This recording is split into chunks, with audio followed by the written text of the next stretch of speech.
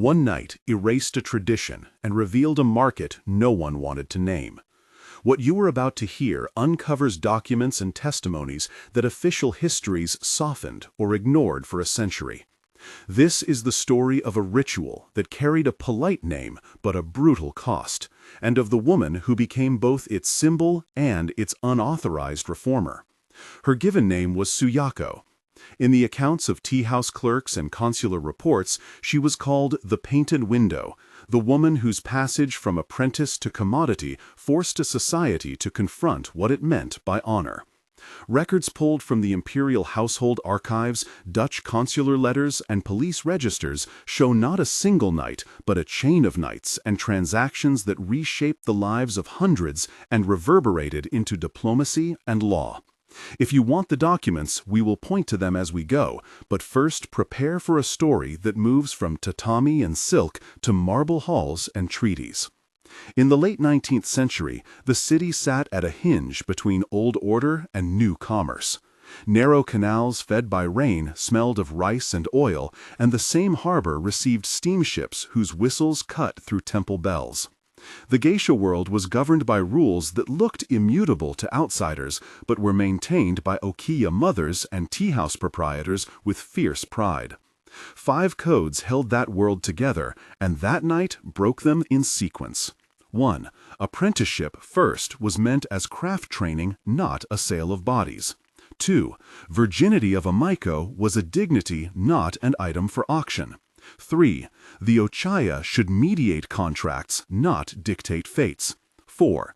Patrons were temporary, not proprietors. 5. Public statutes and private custom did not mix. Documents from consulates and translated court records show how each of these principles was bent and then remade. Imagine a city of paper lanterns where ceremony and commerce shared the same light, and where a single ritual carried the weight of tradition like lacquer on wood. Suyako was born in a fishing village of salt and wind, the daughter of a maker of nets who hummed Buddhist sutras at dawn. Her childhood smelled of seaweed, of wet rope, of boiled chestnuts. When a typhoon collapsed their roof, she was 7, and the okiya took her in as apprentice. Promises of training exchanged for her passage inland. The backstory of her first decade is crucial and will take us into streets and rooms most histories skip. In the okiya, she learned etiquette, the precise angle of a bow, the voice that promised, and the small, measured smile that masked calculation. She learned the shamisen as Rain learned rooftops, tapping one note after another. Learned to drink matcha without betraying the tremor in her hands. There were losses, too. The mother who soothed her with a cedar comb sold to pay a debt. The sister who vanished to a merchant in the Western Quarter. These early years shaped her not as an origin myth, but as a ledger of skills, debts, and raw cunning. At age 15, a clerk from the tea house noted her as promising, and then at 16, a foreign consul wrote of her as a rare maiko admired by visiting merchants. In private letters, Madame Omi, the okiya mother, would call her clever but unlucky. The backstory is more than background, it is currency. And I will linger here because the documents and the memories of old patrons and an inventory of okiya belongings corroborate the pattern of training, survival, and the sudden commodification that followed. If you feel the weight of this already, pause and think about a question I ask my viewers often. What woman from history should I investigate next? Name her in the comments starting with "my choice" and tell us why in one line. Your suggestion will guide the next research trip to archives and consulates. We read every reply, and the most voted names become our next episode. The community here shapes which secrets we pry open. If you want this channel to continue, unearthing letters, coded passages, and consular dispatches, subscribe and join a group that values documents over rumor. Now, back to the letters that proved the first breach. Training became transaction. The first meeting that marked her ascent, an older patron, a provincial bureaucrat named Mr. Tanabe, whose visits smelled of tobacco and lacquer, opened a ledger and a conversation that moved from technique to terms. The scene that follows is recorded in a tea house memorandum and remembered in the voice of Emiko, a senior geisha who later gave testimony to a local magistrate. Their conversation was long, and it matters because what was said and what was left unsaid set the stage for Mizuage. "Suyako," he said, "you are admired. Tell me what costs you think fair." She responded with a bow and a silence that carried a lifetime. "I do not decide price," she said. "The house and its rules do." Madame Omi interjected, "Rules protect you and the Okia." Mr. Tanabe smiled, "Rules can also be rewritten." She looked at him, "And if I refuse?" He paused. "Refusal is a luxury you seldom can afford." That exchange had the texture of silk and the sudden chill of a winter courtyard. The dialogue continued, and the memorandum shows at least 9 further lines of bargaining, promises, threats, and carefully false assurances. The scene included sounds of a shamisen, the clink of a tea bowl, the soft footfall of a clerk, and the faint chiming from a street vendor outside. 6 sensory details anchor the scene: the smell of strong green tea, the taste of sugar in preserved plums, the sight of lacquer on the patron's table, the feel of silk against wrist, the echo of the shamisen, and the warmth of a hibachi under a winter table. From that meeting, a set of maneuvers began to take shape. Children were mentioned in contracts, letters were forged, and patron networks mobilized. Suyako was told she could secure a future that included provisions and housing if she accepted an arranged Mizuage framed as a rite of passage but administered by patrons, not by artful elders. The accumulation of power and money followed a pattern recorded in invoices and in the correspondence of the Dutch and British consuls who traded gossip for market intelligence. Names appear across these files: Mr. Tanabe, the patron; Madame Omi, the Okia head; Imiko, the senior geisha; Lady Kiku, a rival from another house; Inspector Saito, who later filed a complaint; Ambassador Vivaldi, who raised concerns in a dispatch; and Merchant Endo, who brokered funding. Each of these figures moved the market in concrete ways. Legitimate fees were transformed into purchase agreements, and public custom slipped into private contract. The court responded slowly when it did, responding to scandals by publishing guidelines that repeated old words but left room for new interpretations. Conspiracy and bricolage followed each other in corridors where lacquer met cold stone.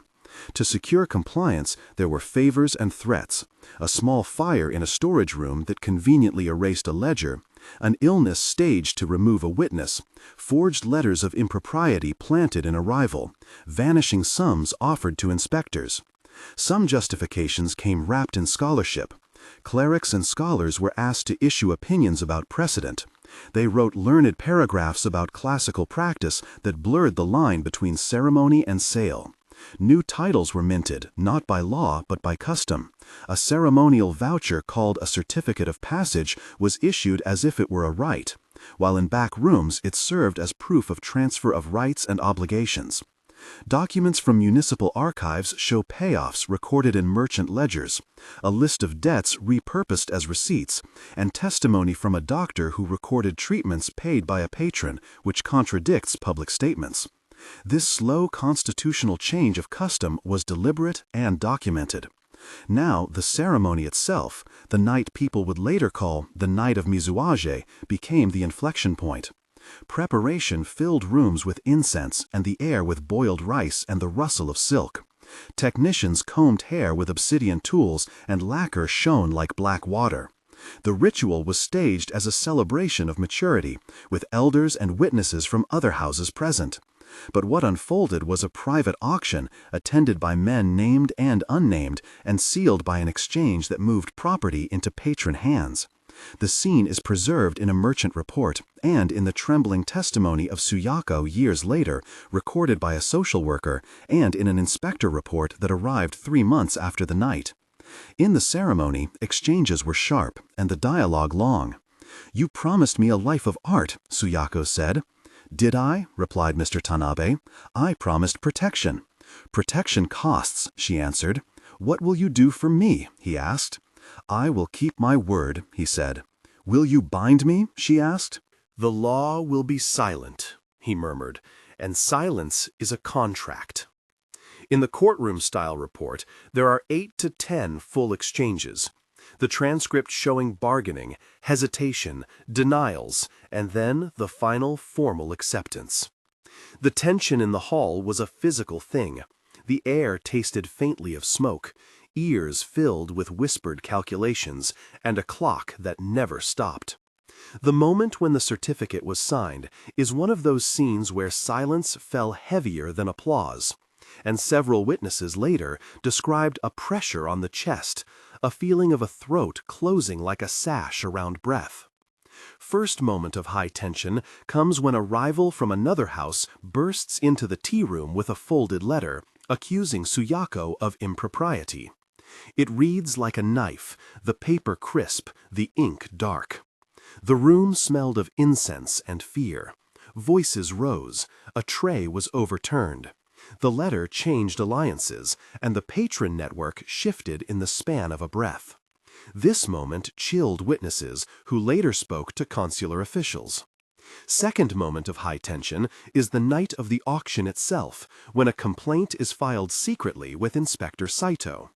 The inspector arrives smelling of rain and cigars and finds no open case, only closed doors. He knocks and finds silence. He later wrote that a woman behind a shoji screen whispered a name. Then the screen slid and a shadow moved away. The inspector left with a ledger photocopy and a promise he could not keep. This was a turning point recorded in both police and diplomatic notes. Third moment comes weeks later when Ambassador Vivaldi forwards a dispatch to his government reporting an incident that could affect trade. The dispatch is blunt and smells of tobacco and urgency. It triggers diplomatic pressure and local officials convene a committee.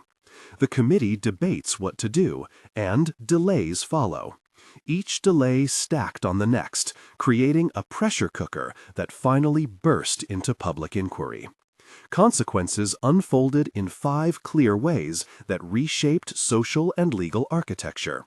1. Contracts that once governed performance were rewritten, leading to formal patronage rights. 2. The okiya system was monetized, moving wealth and creating endowments for houses. 3. Diplomacy changed. Embassies began to demand guarantees for women visiting from distant domains. 4. Cultural language shifted, and the term Mizuage became ambiguous in law and in common speech. 5. Monuments and donations appeared, paid by patrons to legitimize transfers and to silence critics. These consequences show up in budgets, temple records, and in changes to licensing for teahouses. Within months, rival houses consolidated, within cities and beyond. Embassies recalculated risk, and merchants factored the new patronage fees into contracts. The social map altered as daughters who might have become independent artists found their fates negotiated as commodities under the cover of ritual. In the public aftermath, Suyako became a symbol, and not by choice. Some called her a victim, others an accomplice, but most documents show complexity. Then a simple moral arc. The okiya that once sheltered her received a municipal grant from a patron and built a small shrine. The shrine contained a wooden plaque engraved with anonymous gratitude and a ledger entry that later historians would use as evidence of transaction. 1 month after the ceremony, newspapers ran thin op-ed lines. The community was divided. 3 months on, a parliamentary committee began hearings and diplomats exchanged notes. 6 months later, new municipal regulations limited how contracts could be recorded and created oversight for houses. The legal system moved in fits and starts, leaving gray areas that lawyers exploited for years. The legacy lives in stone and in names. A modest mausoleum financed by a consortium of former patrons stands in a suburban cemetery, its inscription ambiguous enough to suggest dignity while hiding the ledger that paid for it. A small endowment still funds a music scholarship in Suyako memory, though no record clarifies whether she ever received the income. Walking the old quarter today, you see lacquered signboards, tea house doors with new plaques, and a plaque noting a restoration funded by a foundation named after Lady Kiku. The question we leave is not simply was Suyako saint or sinner, but how a practice framed as tradition absorbed commerce and how silence and paperwork reshaped lives. Evidence from archives, consular dispatches, court inventories, and the testimony of women who lived through it underlines that the lines between custom and contract can be redrawn by money and by men who know how to fold a ledger like a fan. If this story moved you, subscribe to follow further investigations. We will keep opening trunks of documents, visiting archives, and translating consular correspondence. If you want these histories to continue, tell us in the comments the name of the woman you want investigated next. Start with my choice and give one sentence why. The most voted names will shape our next research trips. We rely on your curiosity to decide which sealed chest to crack and which file to digitize. Before you go, consider how many customs around the world carried hidden ledgers and who paid their cost. The past keeps receipts, and if we read them closely, the contours of power and compromise become clearer.